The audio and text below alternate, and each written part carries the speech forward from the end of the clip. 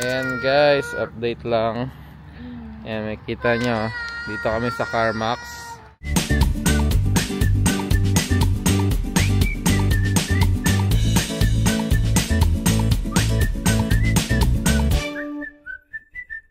Ayan, CarMax guys. So, ayan si Klein. So, ayan guys, napag-desisyon na namin na bye-bye Groot na. Ayan, magkano kuha sa'yo ng CarMax? 4,000. Ayan. So, nakuha pa si Groot ng 4,000. And, ayun, malungkot si Andrea. Kasi ako parati gumagamit yun. Oh, ano bang gusto mo? Di, okay lang. Talaga kailangan niya. Ayan. Let's go. Alright. Bye, Groot. Ayan, guys. Yung mga battle scar ni Groot, oh. Ayan. For 8 years namin dito sa Amerika. Ito ang aming sasakyan. First car.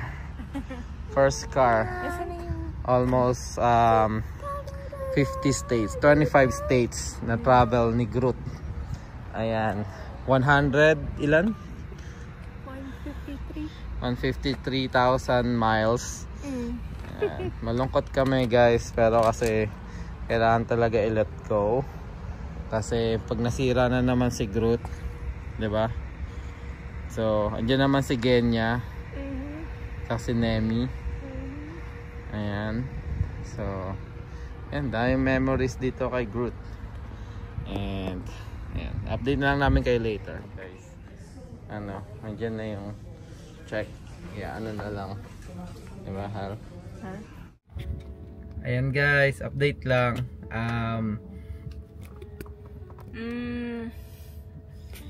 Ay guys.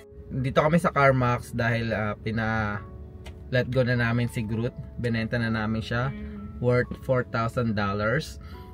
And nag-come up kami ng ganyang decision kasi nga hindi na nagiging practical sa amin. That's why kumuha kami ng isang Model Y para yun yung magiging kapalit ni Groot. And kung ikikip namin si Groot, although naayos ng Honda, di namin alam yung mga future na magiging sira ng sasakyan. And sinuwerte lang kami nitong huli dahil pasok pa siya sa warranty, extended warranty. Na magawa. Yes. At hindi sobrang... Yeah, kasi kung hindi worth $12,000, $15,000 yun. And kung sakaling hindi namin ibenta, although paid off na ngayon, bayad na siya, is di namin alam kung ano yung mga susunod na sira and magkano yung magagastos namin. So hanggat may value pa si Groot, like yung 4,000 na yun, medyo magagamit pa namin kung saan or masisave namin, is ayun, nag-come up kami na ibenta. Yeah guys, kasi diba naalala nyo, din-wrap namin siya sa Firestone. Dun sa Firestone, ang dami nilang nakita na kailangan ng palitan. So, and it will cost more than 4,000. Yes. So, instead of kami yung magbabayad nung mga ire-repair na yun, yan, we decided na i-let go. Sobrang hirap guys, kasi ang tagal-tagal na ginagamit namin si Groot. Kaso, that's the practical ways. Siguro, yun nga, i-let go na natin si Groot kasi meron na naman tayong isang kotse na bago na i-fulfill or pupunan or lalagyan natin ng memories, which is yung pinili mong sasakyan na yung Model Y. And ayun, masakit nga lang talaga dahil yun nga, nakwento ko sa nakarang vlog, si Groot yung first car namin dito sa US since 2017. Tama ba? 2017 pero year 2015 siya. So second hand namin nakuha. Ang huling mileage na drive namin hanggang dito is 153,000 miles. And ano na siya, more than 10 years old na si Groot. So ayan, si Groot isa lang sasakyan namin nun. So lahat siya yung ginagamit namin. Simula sa pagtulong sa mga kaibigan namin na naglilipat. Ayan, marami siyang natulungan na friend namin na naglipat, 'di ba? So alaga ko pa nga dati yan si Groot, pero nakikita mo yung battle scar niya sa likod na maraming gas-gas ng mga upuan, mga lamesa na pinasok, mga lawnmower na pinasok. Alam mo yon, yung mga times na tinulungan namin yung mga kaibigan namin na maglipat, si Groot yung kasama namin. And syempre may mga natulungan din tayo na mag-driver's license, 'di ba? Siguro mga 3 'yon. Nag-practice sila kay Groot, sinamahan sila ni Groot sa mga exam nila, no? Si Groot yung ginamit nila na pang-test, ayan. So, ayun, ang daming memories. And syempre yung memories na kasama namin siya daily sa mga event namin sa buhay, nung nanganak si Andrea, nung mga first ni Claire sa school, 'di ba? Nung nanganak si Andrea kay Klein, yan si Groot yung kasama namin. And yung mga yung travel namin, almost like 25 states na yung travel ni Groot. Kasama na dun yung Canada, no? Yung nag-Toronto kami. Siguro ilang beses yun, no? 3, 4 pabalik-balik sa Toronto si Groot. So ayun, sobrang nadala pa namin ka dun sa Upper Peninsula. Sa Upper Peninsula, sa Michigan, guys, yung Mackinac Island. Mackinac Island, yan. Doon ata 100k si Groot, di ba? Oo, saya namin noon kasi on the way kami sa Upper Peninsula sa Michigan, nag-hit ng 100k si Groot habang nagda-drive kami. Tapos yun, sigawan, ganyan. So wala naman talaga kaming sakit talaga ng ulo kay Groot hanggang pagpasok lang last year, no? So nung pang 10th year niya, dun parang magte-10 years na, dun parang pumasok yung mga sakit ni Groot. And ayun, kaya kami nag-end up masakit na siya sa ulo na in terms na gagastos na naman namin. And then hindi na siya reliable talaga. So yun nga, aalagaan na lang, ganon, siguro pang grocery. Pero hindi mo alam kung kailan masisira ulit, kung ano yung masisira ulit. So ayun. At least ngayon, yung nakuha namin na chance na magawa ng Honda yung sira, no? Nagkaroon pa ng extra value si Groot.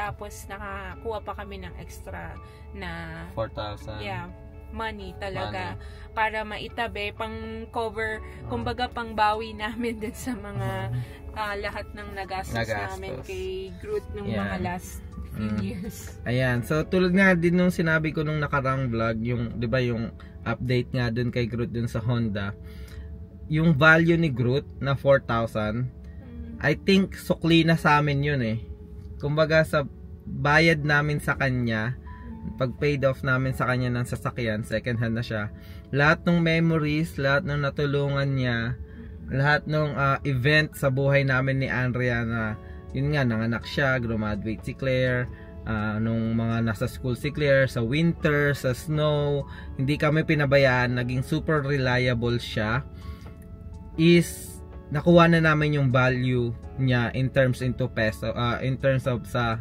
cash. Kasi yung iba usually sinasabi, yung cash, yung value ng sasakyan. Hindi kami tumitingin sa value ng sasakyan in terms of cash. Kung may value pa siya na cash, then masaya kami, di ba? Parang sukli na yon dun sa binayad namin, tulad nga ngayon yung 4,000. Kasi pag bumili kami ng sasakyan, bina-value namin siya as part of the family. So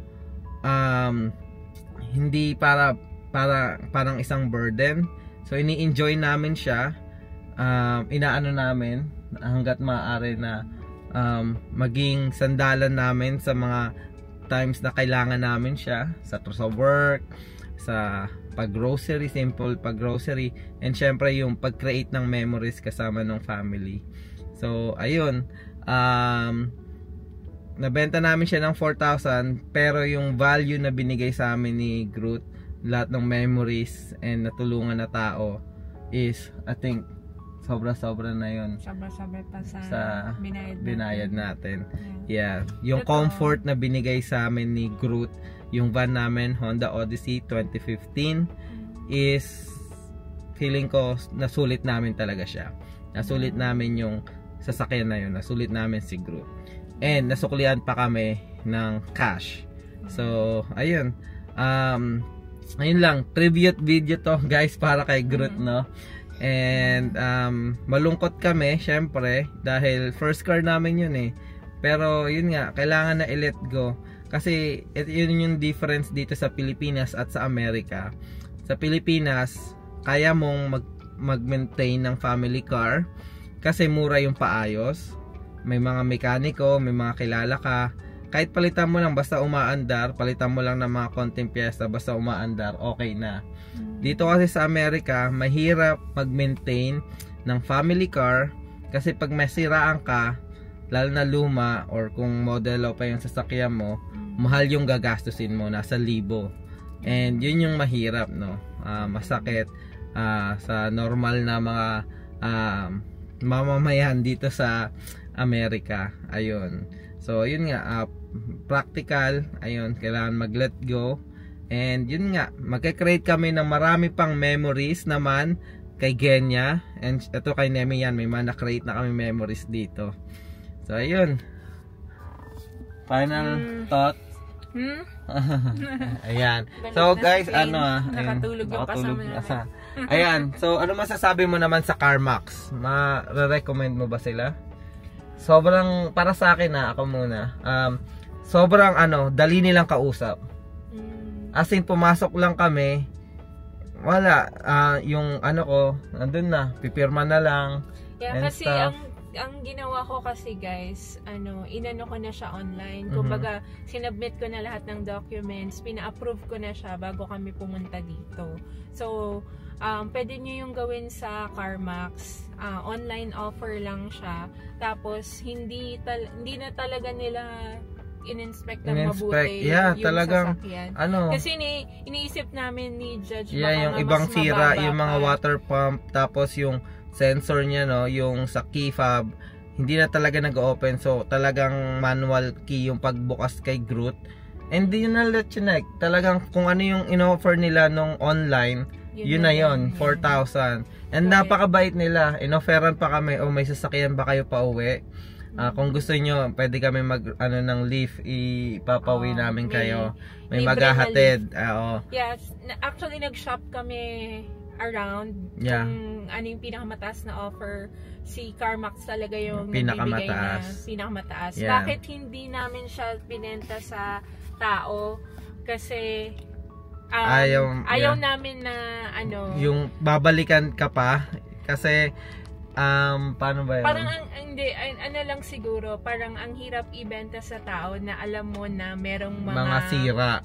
Kailangan silang palitan, diba? No, so parang nakakaano naman na ibebenta mo ng ganitong halaga tapos alam mo sa isip mo na meron pang kailangan silang ipaayos sa sasakyan, no? Pero itong mga malalaking mga ganito, car dealership, meron silang capability na mapaayos yung sasakyan. Compare sa ibebenta mo siya sa sa person o sa tao. Ayan. So guys, again, yung mga bago dito sa US, yung papunta dito sa Pilipinas, kung naghahanap kayo ng second hand car na less hassle sa pagkuha and then reliable, kasi ilang beses na kami kumuha dito sa CarMax I think 2 beses na, 'di ba? And may mga kakilala kami or kamag-anak na sa CarMax talaga kumukuha. And talaga nasubukan namin siya, guys, no? Honest and reliable yung sasakyan. Ayan, kasi kapag ka nasiraan ka naman, may kilala kami, yung tita ni Andrea, na nasiraan ng sasakyan na pasok pa sa warranty ng CarMax, nagbigay ng loaner car and wala talaga silang binayaran. Pinigyan sila ng rental car or loaner car nila, and yun yung pinadrive muna ng ilang buwan hanggang sa maayos nila yung sasakyan. So guys, highly recommended CarMax, pero depende pa rin sa inyo, guys. Pwede kayong mag-shop ito sinasabi lang namin, basics naging experience namin dito sa CarMax, na naging happy kami sa CarMax, no. So ayan yung CarMax guys. Hindi ako guys ng CarMax hindi tayo sponsored ng CarMax. Ayan ang CarMax guys. So ayan yung logo niya, and then ayan din yung kulay ng store.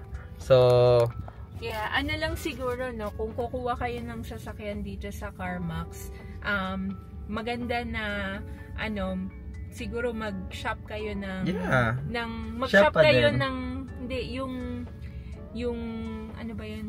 Yung bangko, kung kasi in-house financing, or pwede kang kumuha ng sarili mong finance, ang tawag doon, basta yung bangko na magpa-finance sa loan mo, no. So depende naman yun sa credit score nyo, pero madali lang talaga makakuha kung in-house kayo dito sa CarMax. Pero syempre yung interest rate, it varies talaga.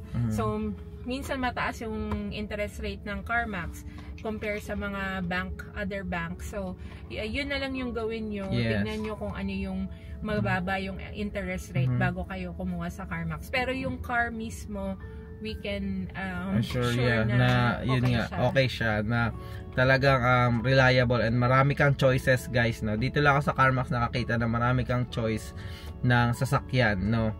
So ayun guys, siguro dito na natin tatapusin yung vlog guys. Malungkot, pero kailangan natin mag-move on guys. And yan, hopefully sa susunod na magiging pamilya ni Groot is alagaan si Groot, no. So ayun guys, maraming salamat guys. Patuloy pa rin kaming gagawa ng mga nursing vlogs. Malapit na yon, nag-isip lang kami ng topics, no. And syempre, ayan, kung may naisip kayong topics guys, comment down below and try natin pag-usapan yan. And ayun, mga buhay America vlogs like ito, mga nangyayari sa buhay namin, mga changes, mga nagaganap, mga kalungkutan, kasayahan, ayan, nasi-share namin sa inyo kahit konti or glimpse ng pamumuhay namin. And syempre, travel vlog, so abangan nyo. Genya, mag-ready na ba si Genya? Marami na. So Genya, wala na si Groot. For sure, ikaw na parating isasama namin sa travel. And pupunuin ka namin ng more than 150,000 na mileage for sure. Ayun. So, ayun, travel vlogs guys. Abangan nyo. Pupunta kami sa Ohio. Pupunta kami sa Wisconsin. And, syempre, yung Cancun, no? So, ayun guys. Maraming salamat sa pagsama. Ingat kayo parati and God bless. Bye!